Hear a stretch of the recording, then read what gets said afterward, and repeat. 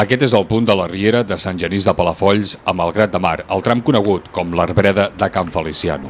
L'Agència Catalana de l'Aigua ja ha donat el vistiplau perquè reprenguin les obres de canalització. Ho fa, però, amb un projecte que no agrada a ningú, el que ja es va aprovar l'any 2004 i que contempla canalitzar la riera en forma de U. Per una banda, la plataforma ciutadana Salvem la Riera i els grups polítics a l'oposició volen aquest tram naturalitzat. Per un altre costat, l'actual equip de govern, format per socialistes i populars, exigeixen que es cobreixi tal i com ja s'ha fet en la seva primera fase.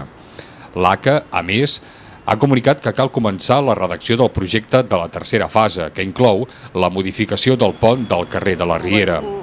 Considera també que s'ha de posar en marxa una actuació urgent en el que és el tram de la sortida al mar, la desembocadura. És per això que ja s'està redactant el projecte de millora. Les obres, però, no començaran fins que no es tingui clar d'on es trauran els diners.